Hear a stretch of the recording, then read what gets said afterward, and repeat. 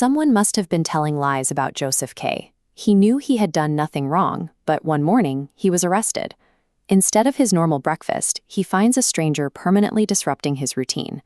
As the chief clerk at a major bank, K is a man defined by order. He holds authority and expects the world to function according to predictable, logical hierarchies. He is met with an inciting vacuum.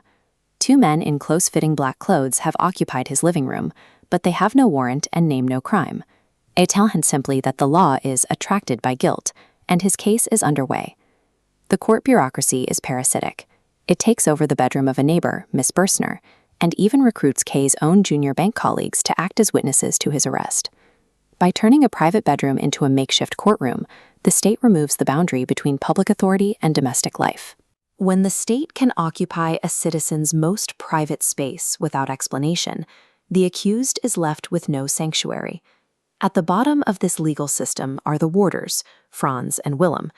They are not high-ranking officials, but oafish, easily confused men who seem to be barely aware of the law they actually represent. Their authority is just petty theft. They eat K's breakfast before him and demand his fine underclothes, claiming his property will disappear anyway. From the moment of arrest, the system functions through extortion. The officials ignore grand legal principles in favor of whatever small bribes or personal assets they can squeeze from the accused. The author, Franz Kafka, understood these systems well from his own career in the insurance industry.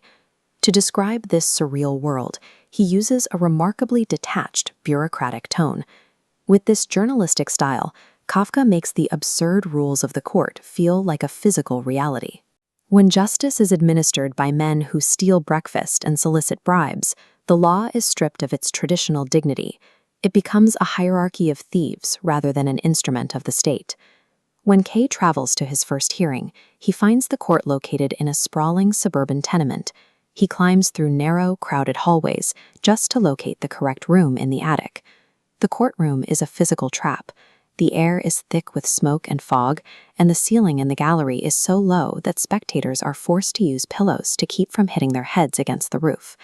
We expect a justice system to be transparent and orderly. In Kafka's world, that structure collapses into a tangled web, hidden away in the attics of the city's poorest residents. The examining judge does not study legal codes. Instead, his desk is covered with worn, dirty romance novels and poorly drawn pictures. The court's employees are just as degraded.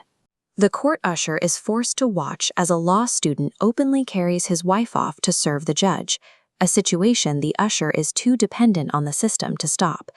The physical squalor of these attic rooms matches the conduct of the people inside.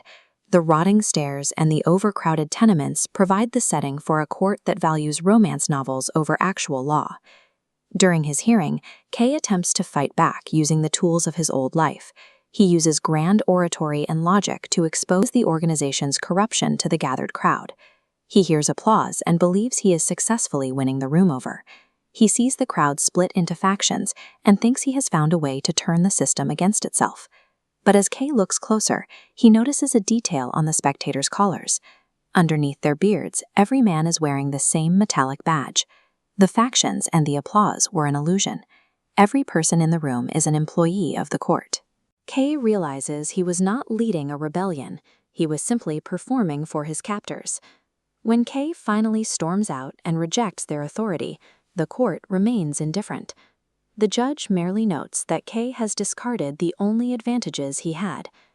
Kafka describes a bureaucracy that is entirely self-sustaining. In this system, logic and defiance are not suppressed so much as they are made irrelevant. The court need not argue with Joseph K. It simply waits for him to exhaust himself.